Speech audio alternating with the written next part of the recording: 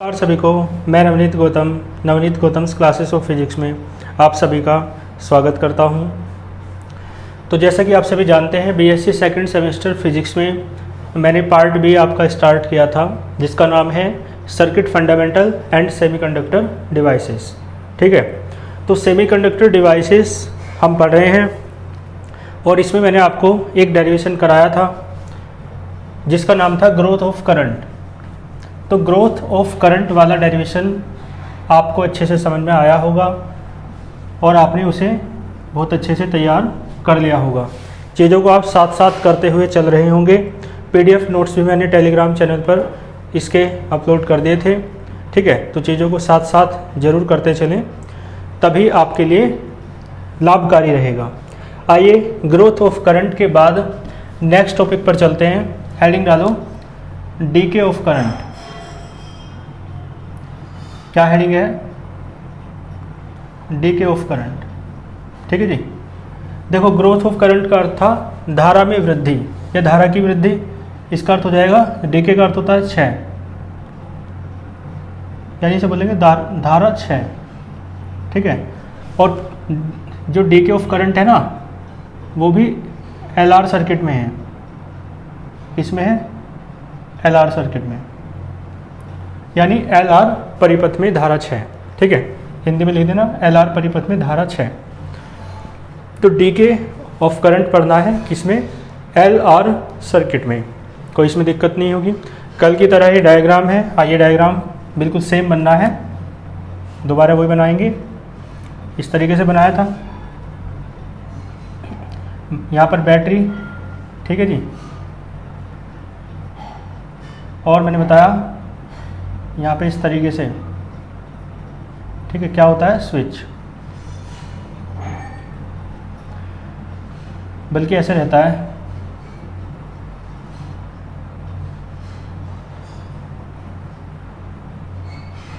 ठीक है जी, ये क्या है? स्विच। क्लियर है? इस पॉइंट को ए कह दो और इसे बी कह दो। आगे क्या लगा है? एक रेजिस्टेंस लगा था। कल वाला ही डायग्राम है, कोई अलग नहीं है। और यहाँ पर एक कोयल लगी है।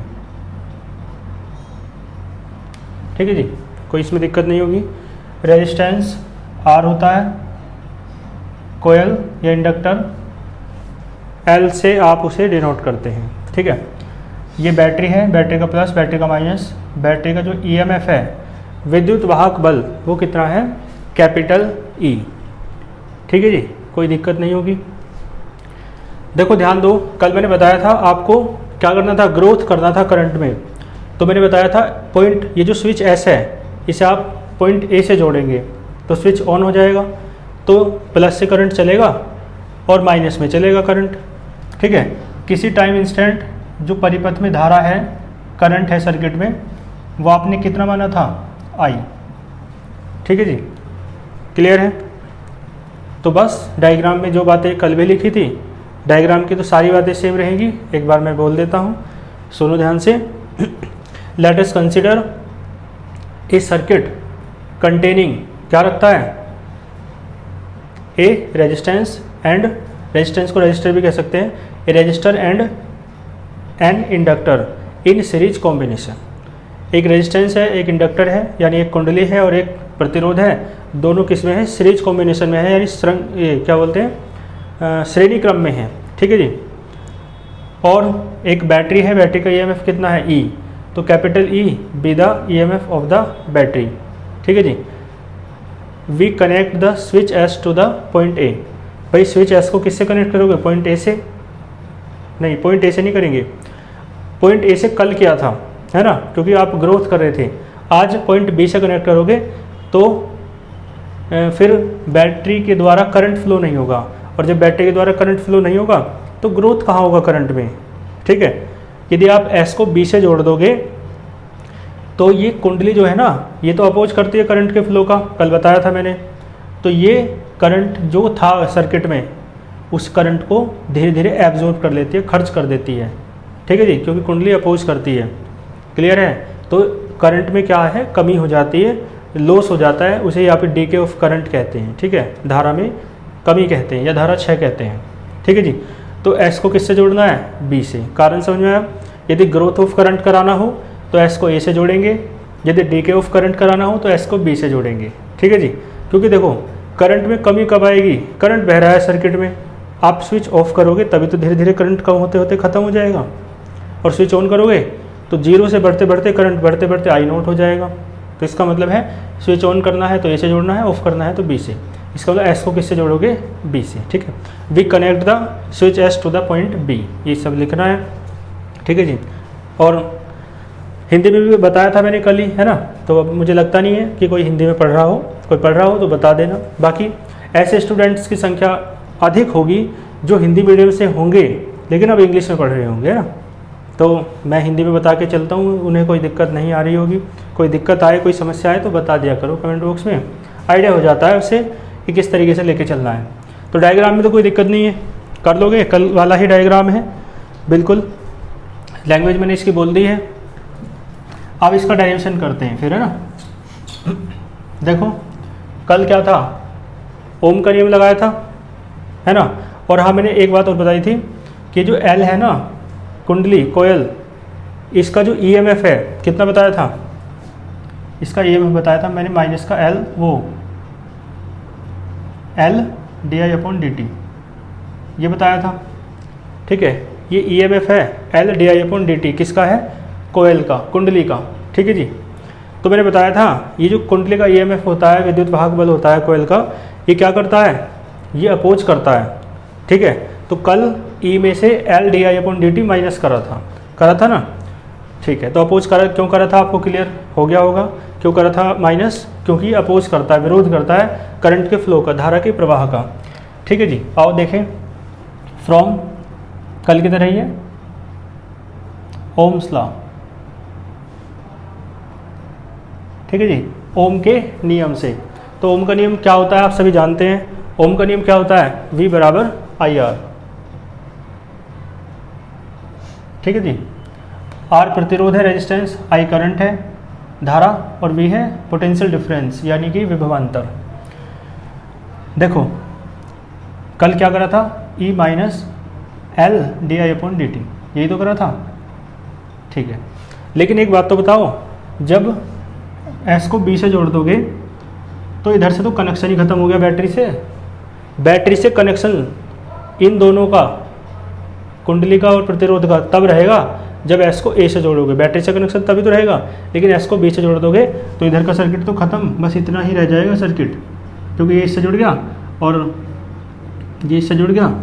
तो आप देख के बताओ, यहाँ तो कुछ आगे संपर्क ही नहीं है, ठीक है, क्योंकि सर्किट से संपर्क तब हो पाता है जब दोनों सिरे जुड़े हों। एक सिरा तो जुड़ा है फिर दूसरा नहीं जुड़ा, तो बैटरी से संपर्क ही नहीं रहा, ठीक है, समझ गए।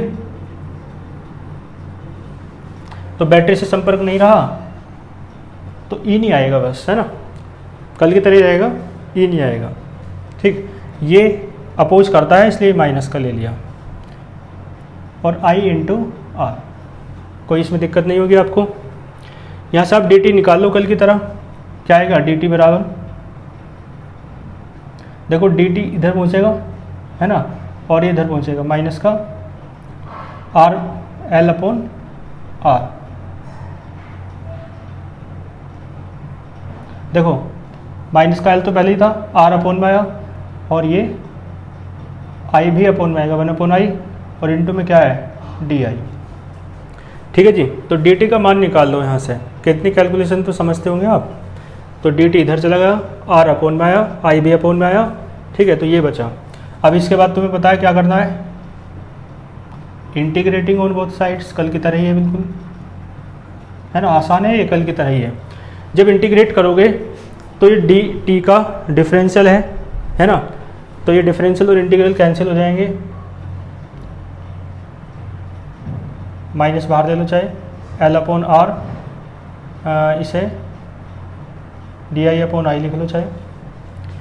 देखो डिफरेंशियल इंटीग्रल खत्म, कैंसिल हो जाएंगे, दूसरे से टी बचेगा, माइनस का एल अपॉन आर, माइनस तो बाहर है ही, एल अपॉन आर भी बाहर आ जाएगा क्योंकि एल अपॉन आर क्या है, कॉन्स्टेंट है, और ये 1 अपॉन आई का इंटीग्रेशन हो जाएगा लॉग आई, क्योंकि आप जानते हो 1/x का इंटीग्रल क्या होता है, log x। ठीक है जी, और log i हो गया, और साथ में क्या जुड़ेगा, कांस्टेंट ऑफ इंटीग्रेशन, क्योंकि लिमिट तो है नहीं, कांस्टेंट ऑफ इंटीग्रेशन जुड़ा। ठीक है जी, यानी इसे बोलते हैं, क्या बोलते हैं, समाकलन नियतांक। तो जब तक इसका मान नहीं निकलेगा ना तो आगे नहीं बढ़ेंगे। तो एक काम करो, बाउंड्री कंडीशन लगाओ कल की तरह ही। देखो कल हमें पता था जब t बराबर 0 है तो i बराबर क्या था, कल 0 था, है ना। लेकिन अब ध्यान देना, हमने उसका अपोजिट पढ़ रहे हैं। कल जब t बराबर 0 था तो i बराबर 0 था, क्योंकि करंट तब तक फ्लो नहीं हुआ था सर्किट में। लेकिन अब क्या है, उल्टा कर रहे हैं, करंट अपनी मैक्सिमम वैल्यू पे है, आई नोट है करंट। आपने एकदम क्या करा, इसे s को a से हटा के b से जोड़ दिया, तो करंट धीरे धीरे घटना शुरू होगा या नहीं। इसका मतलब t बराबर 0 पर करंट क्या था, अपनी अधिकतम मान के बराबर था। ठीक है भाई, देखो क्या कर रहे हैं आप, पहले कल क्या किया, s को a से जोड़ा और करंट को बहने दिया, तो करंट जब बहते बहते फ्लो होते होते अपनी मैक्सिमम वैल्यू तक पहुंच गया, आई नोट तक। ठीक है, तो वो तो ग्रोथ ऑफ करंट पढ़ा आपने। अब देखो मैक्सिमम वैल्यू पर था जब करंट आई नोट पर, आपने तुरंत क्या करा, s को a से हटा के b से जोड़ दिया, तो अब धीरे धीरे करंट क्या होना शुरू होगा, डिक्रीज होना शुरू होगा, कम होना शुरू होगा। लेकिन एक बात तो बताओ, जब समय स्टार्ट ही नहीं हुआ तुरंत हटाया आपने, a से हटा के b से जोड़ा, तो एकदम थोड़ी ना, धीरे धीरे ही तो घटेगा करंट, एकदम थोड़ी ना घट जाएगा। यानी t बराबर 0 पर जो करंट है ना, अपने अधिकतम मान के बराबर है, आई नोट के बराबर है। ठीक है, समझ में आई बात। तो यहाँ 0 नहीं होगा, यहाँ क्या होगा, आई नोट। क्लियर है। तो भैया देखो फर्स्ट इम्प्लाइज करो, देखो t, हाँ t की जगह तो 0 रखना है ना, 0 बराबर माइनस का l अपॉन r log आई नोट। ठीक है जी, i की जगह आई नोट रखना है प्लस c। तो देखो c बराबर क्या आया, l अपॉन r log आई नोट। तो c का जो मान आया है ना, इसे आप कहाँ रख दो, समीकरण 1 में। समीकरण 1 में ये मान रख दो। फर्स्ट इम्प्लाइज है ना, फर्स्ट इम्प्लाइज ये रहा फर्स्ट, t बराबर माइनस का l upon r log i, और c का मान है l अपॉन r log आई नोट। ठीक है जी, देखो t बराबर माइनस का l अपॉन r तो कॉमन ले लो, कल की तरह ही चल रहा है ना सब कुछ, log i minus log I note, minus का l अपॉन r, देखो log, देखो मैंने बताया था कल कि जो माइनस में होता है ना log में, वो अपॉन में पहुंच जाता है। ठीक है, पहले से ही जानते होंगे आप लोग। देखो ये हो जाएगा माइनस का r upon l into T, ये इधर ले जाए, है ना, ये बचेगा log i upon I note. ठीक है जी, फिर log को इधर ले जाओगे, कल बताया था ए की पावर में हो जाता है, तो हो जाएगा ए की पावर माइनस का r upon l into T बराबर i अपॉन आई नोट। तो यहाँ से i की वैल्यू निकाल लो, क्या आ जाएगी, आई नोट इधर पहुँच के ए की पावर माइनस का r upon l into T, equation number 2। ठीक है, ये मेन इक्वेशन है जो कल भी हमें प्राप्त हुई थी, लेकिन कल इसका स्वरूप थोड़ा अलग था। ठीक है जी, कल था i बराबर आई नोट 1 माइनस ए की पावर माइनस का r upon l into T, कल ये थी, है ना। तो थोड़ा इसका अलग है, यहाँ तक कोई दिक्कत नहीं होगी आपको। ठीक है, इसके बाद क्या करेंगे आपको पता है, इसके बाद आप डिफरेंशियल करते हैं इसका। तो देखो differential with respect to t, we have क्या आएगा, D I upon D T. देखो आई नोट ए की पावर का तो सेम रहता है, लेकिन इसका भी तो करो भाई, ए की पावर माइनस का r upon l into T का कर दिया तो यही रहेगा। लेकिन फिर इसका भी तो करोगे माइनस का R upon L into T का 1 हो जाएगा, तो क्या बचेगा माइनस का आर अपॉन एल। ठीक है जी, तो देखिए ये बचेगा D I upon D T बराबर देखो ध्यान देना माइनस का आर अपॉन एल, और ये देखो सारा आई नोट ई की power minus R upon L into T, ये सारा किसके बराबर है आई के। कहाँ से? इक्वेशन सेकंड से। किसके बराबर है आई के, कहाँ से? From second. ठीक है जी, इसमें कोई दिक्कत आपको नहीं होगी, कल की तरह ही चल रही है बिल्कुल। तो यहाँ से देखो कल की तरह ही हो गया बस। अब यहाँ से आप एक बार देख के बताओ, एक तो इसे बॉक्स में बंद कर लो, और एक बात यहाँ से निष्कर्ष यही तो निकल रहा है जो कल निकल रहा था कि D I upon D T जो है ना वो डायरेक्टली प्रोपोर्शनल है, मतलब इन्वर्सली प्रोपोर्शनल है एल अपॉन आर के। ठीक है जी, क्लियर है? माइनस और आई, माइनस तो ये बता रहा है कि डी के हो रहा है, और हमें तो प्रोपोर्शनलिटी वाली देखना है, तो एल अपॉन आर के क्या है, ये D I upon D T inversely proportional है। तो कल की तरह ही आपको बात लिख देनी है। ठीक है, क्या लिखवाया था मैंने लिखवाया था, कल लिखवाया था द रेट, अपॉन में डी टी आ जाए तो रेट हो जाता है, दर हो जाती है। ठीक है, और रेट किसका था कल? ग्रोथ ऑफ करंट का। आज किसका हो जाएगा? डी के ऑफ करंट का। ठीक है, डी के ऑफ करंट है इसलिए माइनस है, चाहो तो यहाँ माइनस लगा लो। ठीक है जी, ये वाला माइनस इधर ले जाके चाहे इधर लगा लो। माइनस आने का मतलब है डी आई के आगे माइनस होने का मतलब क्या है कि ये क्या है? डीके है, डीके डिक्रीमेंट है। ठीक है, रेट किसका है? डिक्रीमेंट का या डीके का। किसका? डीके, करंट का डीके। तो द रेट ऑफ, है ना, the rate of decay of current is inversely proportional, व्युत्क्रमानुपाती है to the inductive time constant. मैंने कल बताया था एल अपॉन आर क्या होता है? इंडक्टिव टाइम कांस्टेंट होता है। ठीक है जी, तो इसके बाद आप चाहे लिख भी देना, है ना, यहाँ लिख देना, यहाँ कल की तरह L upon R is the constant which is known as inductive time constant. ठीक है, उसे प्रेरकत्व कालांक कहते हैं। फिर इसके बाद ये करना, और फिर इसकी लैंग्वेज क्या है? The rate of decay of current is inversely proportional to the inductive time constant. ठीक है, इसका मतलब है जो रेट है ना डीके ऑफ करंट का, वो इंडक्टिव टाइम कांस्टेंट के व्युत्क्रमानुपाती है, यानी इन्वर्सली प्रोपोर्शनल है। यानी आप इंडक्टिव टाइम कांस्टेंट को बढ़ाओगे तो डीके का रेट जो है ना, rate of decay of current, वो घटेगा, और उसे घटाओगे तो ये बढ़ेगा। क्लियर है? इन्वर्सली प्रोपोर्शनल का अर्थ यही होता है। तो ये बात तो देखो कल वाली बातों की तरह ही है, यानी ये वाला डेरिवेशन बिल्कुल कल के डेरिवेशन के सिमिलर है, सेम नहीं है, सिमिलर है। ठीक है, उसके जैसा है। बात समझ में आई? और कल भी देखो हमने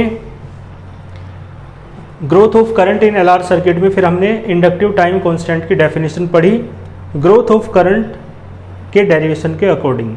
ठीक है, आज हम वो डेफिनेशन पढ़ेंगे डीके ऑफ करंट के डेरिवेशन के अकॉर्डिंग। ठीक है, क्योंकि कल आपने देखा वहाँ पे मैंने टी बराबर एल अपॉन आर रखा था इक्वेशन सेकंड में, तो कल इक्वेशन सेकंड अलग थी, आज इक्वेशन सेकंड अलग है। तो ये जो इंडक्टिव टाइम कांस्टेंट की डेफिनेशन है ना, ये आपसे पूछेगा कि आपको बतानी है तो ग्रोथ ऑफ करंट के हेल्प से बतानी है या डीके ऑफ करंट की हेल्प से बतानी है। ठीक है, दोनों की डेफिनेशन अलग अलग है तो टाइम कांस्टेंट एक ही, जिसका नाम क्या है? इंडक्टिव टाइम कांस्टेंट, प्रेरकत्व कालांक। लेकिन दोनों की डेफिनेशन जो है दोनों डेरिवेशन में अलग अलग होगी। ठीक है, तो कल वाले डेरिवेशन में मैंने इसकी डेफिनेशन आपको कराई थी। आइए आज वाले डेरिवेशन में और कर लेते हैं इसकी डेफिनेशन, लेकिन इससे पहले आप एक इसका स्क्रीनशॉट ले लो। ठीक है, तो आप नोट्स कर बना लेना, बाकी लैंग्वेज मैंने बोल ही रहा हूँ, और बाकी मैं तो पीडीएफ नोट्स देता ही हूँ, है ना, लेकिन थोड़ा समय का अभाव रहता है ना, तो ऊपर आगे पीछे हो जाता है नोट्स देने का थोड़ा क्रम। तो आप अपने आप भी नोट्स बना सकते हैं, इस तरीके से मैं पढ़ाने का प्रयास करता हूँ। ठीक है, ठीक है जी, ले लिया स्क्रीनशॉट। चलो फिर आगे चलते हैं। तो अब क्या करना है? हमें डेफिनेशन लिखनी है किसकी? इसकी, क्या नाम है इसका? इंडक्टिव टाइम कांस्टेंट की, इंडक्टिव टाइम कांस्टेंट। तो हमें इक्वेशन सेकंड की हेल्प की आवश्यकता पड़ेगी। देखो कल क्या करा था? टी की जगह एल अपॉन आर रखा था, आज भी टी की जगह क्या रखो, एल अपॉन आर, ठीक है, किसमें, सेकंड इक्वेशन में। तो इंडक्टिव टाइम कांस्टेंट की डेफिनेशन करेंगे, इंडक्टिव टाइम कांस्टेंट, ठीक है जी। तो मैंने आपको बताया टी की जगह क्या रखना है, एल अपॉन आर, ठीक है। लिखो, देखो टी बराबर एल अपॉन आर कहाँ रखना है, इक्वेशन सेकंड में। तो सेकंड इम्प्लाइज क्या जाएगा, आई बराबर आई नोट ए की पावर माइनस का आर अपॉन एल और इंटू टी की जगह एल अपॉन आर, ठीक है, क्योंकि एल अपॉन आर को ही कहते हैं इंडक्टिव टाइम कांस्टेंट, ठीक है। तो टाइम है बेसिकली वो, इसलिए टी बराबर एल अपॉन आर रखा, यहाँ से परिभाषा मिल जाएगी, एल से एल कटा, आर से आर कटा, ठीक है जी। तो आई बराबर क्या आया, आई नोट और ए की पावर -1, तो आई बराबर आई नोट अपॉन ई, है ना, यानी 1 अपॉन ई इंटू आई नोट, इस तरीके से, ठीक है जी। तो आज इसकी डेफिनेशन ऐसे दी जा सकती है, एक बार हिंदी में सुनो, यानी प्रेरक कालांक समय का वह मान है, कल भी तो ऐसे बताया था, जिसमें, ध्यान देना, अब इसके अकॉर्डिंग कहना है, कल हमने उसके अकॉर्डिंग कहा था कि आई बराबर है 0.632 आई नोट, कल उसके अनुसार कहा, आज इसके अनुसार कहेंगे, ठीक है। और कल ग्रोथ ऑफ करंट था, तो करंट बढ़ के, है ना, इतना हो जाता था, आज घटकर इतना होगा, ठीक है, क्योंकि डीके ऑफ करंट आज घट रहा है करंट। तो देखो क्या कहेंगे, प्रेरक कालांक समय का वह मान है जिसमें, ठीक है, धारा का मान, जिसमें धारा का मान अपने अधिकतम मान का घटकर 1 अपॉन ई गुना रह जाता है, समझ गए, जिसमें धारा का मान अपने अधिकतम मान का घटकर 1 अपॉन ई गुना रह जाता है, ठीक है जी। तो घट के इतना रह जाता है 1 अपॉन ई आई नोट, जिस टाइम में, उस टाइम को ही आप क्या कहते हैं, इंडक्टिव टाइम कांस्टेंट यानी प्रेरकत्व कालांक कहते हैं। बात समझ में आई, यानी इंडक्टिव टाइम कांस्टेंट क्या है, इंडक्टिव टाइम कांस्टेंट वो टाइम है जिस टाइम में जो करंट है घटकर अपनी मैक्सिमम वैल्यू का कितना रह जाता है, 1 अपॉन ई टाइम्स रह जाता है। बात समझ में आई, तो चलो लिखते हैं इसकी डेफिनेशन।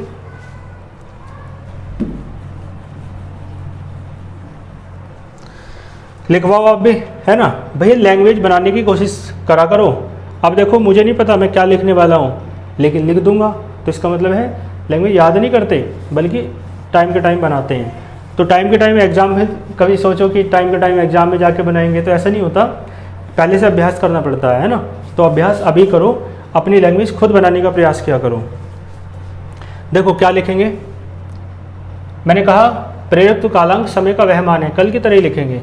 तो क्या लिखेंगे, इंडक्टिव टाइम कांस्टेंट,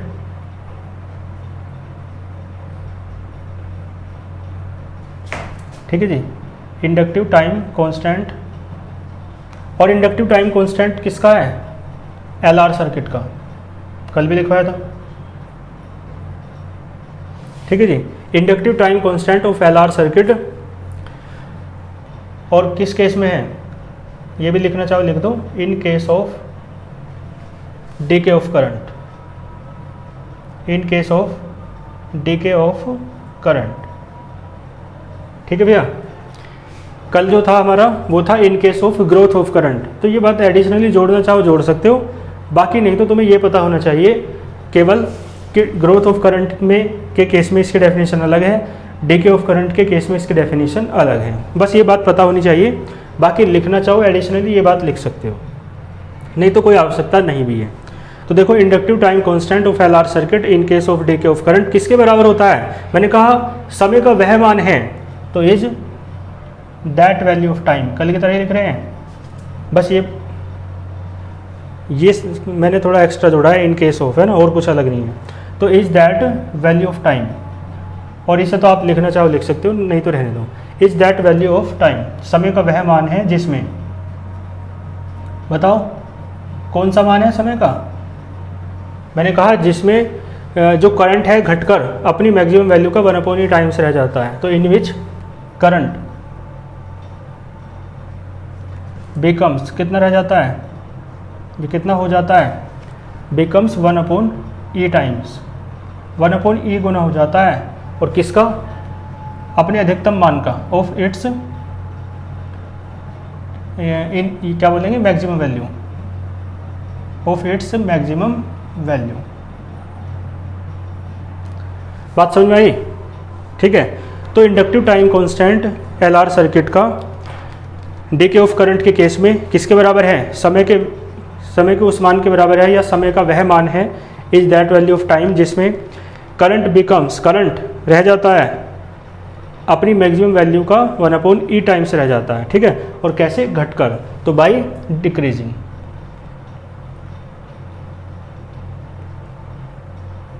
ठीक है जी, कल बढ़कर था, आज घटकर है। ठीक है, तो बाय डिक्रीजिंग।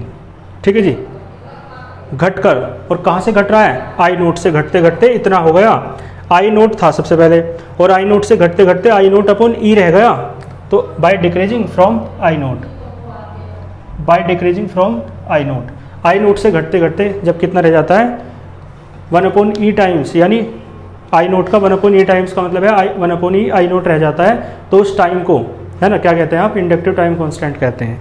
कल क्या था, बाय इंक्रीजिंग फ्रॉम जीरो, वहाँ पे जीरो से बढ़ के उतना हो जाता था, यहाँ पर आई नोट से घट के इतना रह जाएगा। अंतर समझ में आ रहा है दोनों का? तो ये इंडक्टिव टाइम कांस्टेंट की डेफिनेशन थी।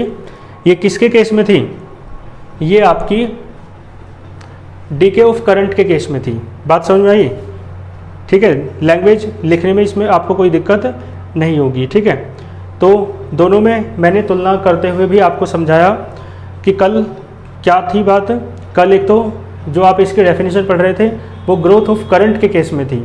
ठीक है, आज जो डेफिनेशन है वो डीके ऑफ करंट के केस में है, और कल जो आपने सेकंड इक्वेशन की हेल्प से किया था, तो सेकंड इक्वेशन वहाँ कल अलग थी, आज अलग है, तो दोनों में रिजल्ट भी अलग मिलेगा।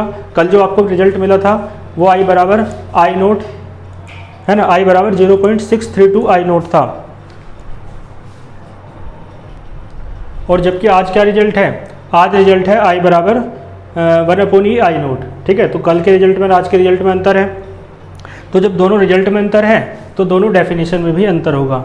और देखो एक अंतर क्या है, एक अंतर आपका ये है कि कल जो है करंट वो जीरो से बढ़कर, ठीक है, जीरो से बढ़कर हो रहा था, कितना हो गया था, आई बराबर आई नोट, और क्या था 0.632।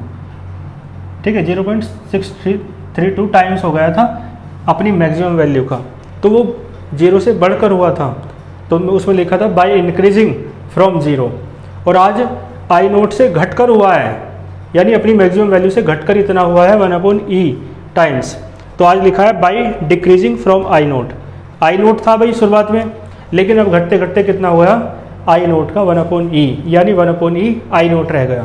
ठीक है, तो जिस टाइम में करंट आई नोट से घटकर 1/e आई नोट रह जाता है, उस टाइम को आप क्या कहते हैं, उस टाइम को ही आप ये कहते हैं inductive time constant in case of decay of current. ठीक है, और जिस टाइम में करंट जीरो से बढ़कर कितना हो जाए, 0.632 आई नोट हो जाए, तो उस टाइम को क्या कहते हैं, उस टाइम को भी इंडक्टिव टाइम कांस्टेंट कहते हैं, लेकिन किस केस में, in case of growth of current.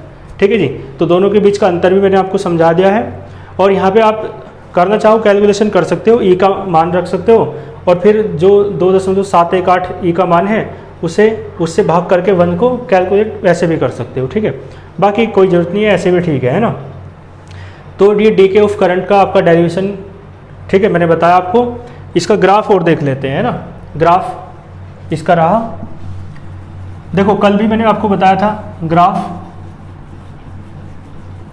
Growth of current का, है ना, तो मैंने बताया था if we plot the graph between, किस किस के बीच खींचा था ग्राफ था आपका टाइम के और करंट के बीच, तो इस एक्सिस पर टाइम ले लो और इस एक्सिस पर करंट ले लो।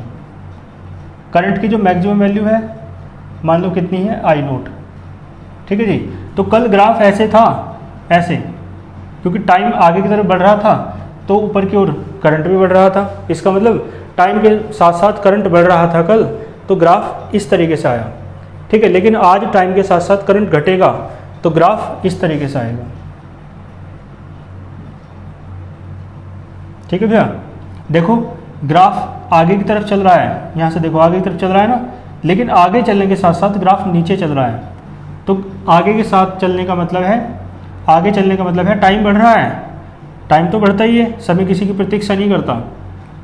लेकिन धीरे धीरे आप देख रहे हो समय के साथ साथ करंट क्या होता जा रहा है, घटता जा रहा है। और शुरुआत में कितना था, आई नोट था अपनी मैक्सिमम वैल्यू के बराबर।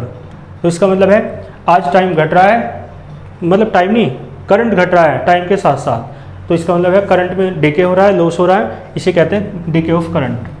तो ये ग्राफ किसका है, डिके ऑफ करंट का है। किसका ग्राफ है, डिके ऑफ करंट का। तो इस ग्राफ को भी आप बना लेंगे।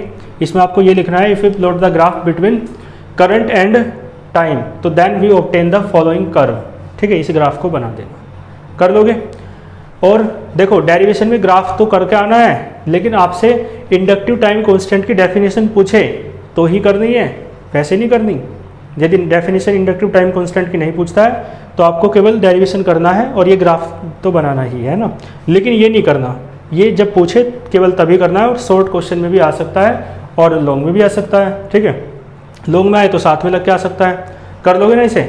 तो ये आज का आपका जो मुझे कराना था कंप्लीट हुआ। नेक्स्ट लेक्चर में नेक्स्ट टॉपिक के साथ मिलेंगे। बाकी आप चीज़ों को साथ के साथ तैयार करते चलें। ठीक है, और PDF नोट्स आपको टेलीग्राम चैनल पर मिलेंगे, तो आप टेलीग्राम चैनल को ज्वाइन कर सकते हैं यदि आप ज्वाइन नहीं हैं। ठीक है, और बाकी मैं इस तरीके से पढ़ाने का प्रयास करता हूँ। तो आप वीडियो देखते टाइम, क्लास अटेंड करते टाइम रफली नोट्स तो बनाया ही करें। चाहे आपको PDF नोट्स मिल भी जाएँ, मिलते भी हैं, लेकिन फिर भी आप क्लास के साथ साथ नोट्स तो बनाया ही करें। क्योंकि यदि नोट्स नहीं बनाओगे क्लास के साथ साथ और ऐसे ही हाथ पे हाथ रख के क्लास देखोगे तो वो अच्छा तरीका नहीं है। एक तो सीरियसनेस नहीं आ पाती उतनी, है ना। कोई लेट के वीडियो देख रहा है, कोई है ना आराम की मुद्रा में वीडियो देख रहा है, तो उस तरीके से एक तो सीरियसनेस नहीं आ पाती, माइंड एक्टिव नहीं हो पाता सही से। तो जितनी चीज़ें आपको पेपर और पेंसिल के साथ वीडियो देखते हुए समझ में आएंगी, उतनी चीज़ें आपको विराम की मुद्रा में वीडियो देखते हुए समझ में नहीं आएगी। माइंड रेस्ट में आ जाता है, इसलिए माइंड को रेस्ट में ना रखते हुए क्लास अटेंड करा करो बैठ के, है ना, समझदार व्यक्ति की तरह बिल्कुल, है ना। पेपर और पेंसिल हाथ में होनी चाहिए, है ना। तो उस तरीके से तो रफली नोट्स बनाते जाया करो, है ना, जो मैं करा रहा हूँ। तो कैलकुलेशन जैसे मैं इंटीग्रेशन कर रहा हूँ तो आप सुनते रहो और अपने आप करते रहो इंटीग्रेशन। देखो आप खुद करने का प्रयास करो और फिर देखो कहीं अटको तो साथ साथ मैं करा तो रहा हूँ। ठीक है, कोई चीज़ ऐसा करा करो कि हाँ वीडियो को पॉज कर दो, पहले खुद करके देख लो, है ना। तो इस तरीके से कुछ एक्स्ट्रा ऑर्डिनरी बनना पड़ेगा, तब आपको देखो कुछ विशेष करना है ना, तो विशेष अपने अंदर कुछ विशेष कर्म भी तो करने पड़ेंगे यदि कुछ विशेष बनना है तो, है ना। तो इसका मतलब क्या है, वो कहते हैं ना कि जीतने वाले कुछ अलग काम नहीं करते बल्कि वो हर काम अलग ढंग से करते हैं। ये वाली जो बात होती है, इसका मतलब है जो सक्सेस लोग होते हैं वो काम तो सब सेम कर रहे हैं, सब पढ़ाई कर रहे हैं, लेकिन उनके काम करने का तरीका अलग है ना।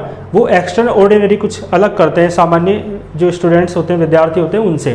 तो तभी तो वो टॉपर्स की श्रेणी में खड़े होते हैं। तो इसलिए कुछ एक्स्ट्रा ऑर्डिनरी करने की आवश्यकता है। और उसके अंतर्गत मैंने जो सबसे मुख्य बात बताई कि भैया ये क्लास अटेंड करते टाइम पेपर पेंसिल लेके रफली नोट्स ज़रूर बनाया करो, भले ही चाहे आप बाद में फेयर नोट्स बनाओ PDF नोट्स की हेल्प से। और मैं बार बार कहता हूँ PDF नोट्स और क्लास के दौरान जो रफली नोट्स हैं उन दोनों के कॉम्बिनेशन से नोट्स बनाया करो, फेयर नोट्स, है ना। क्योंकि कुछ चीज़ें ऐसी हो सकती हैं जो मान लो यहाँ छूट जाए मुझसे, क्योंकि माइंड हर समय एक साथ काम थोड़ी ना करता है, तो मैं PDF नोट्स में लिख दूँ, या ऐसा हो सकता है PDF नोट्स में छूट जाए तो यहाँ बता दूँ। तो दोनों के कॉम्बिनेशन से नोट्स बनाया करो, वे नोट्स बेस्ट बनेंगे आपके। और दोनों क्या, मैं तो कहता हूँ तीनों के कॉम्बिनेशन से बनाया करो। कोई बुक यदि आपके पास हो तो जब मैं टॉपिक पढ़ाऊँ रफली नोट्स बना लिया आपने, तो उसके बाद उस टॉपिक को बुक से भी पढ़ा करो, देखा करो बुक में किस तरीके से दे रखा है, क्या कुछ नई बात मिल रही है क्या हमें। तो बुक से पढ़ा करो उस टॉपिक को, और बुक से पढ़ोगे तो आपको देखो वही चीज़ें जो आपने सारी क्लियर कर ली लेक्चर से, वही चीज़ आप बुक में पढ़ोगे ना तो आपको सारा समझ में आएगा। बिल्कुल आईने की तरह, मिरर की तरह, दर्पण की तरह चीज़ें क्लियर हो जाएंगी आपके, है ना। जैसे दर्पण में छवि दिखती है ना बिल्कुल स्पष्ट, उसी प्रकार जो पुस्तक की कठिन से कठिन बातें भी है ना तो वो आपको अच्छे से समझ में आएंगी लेक्चर देखने के बाद।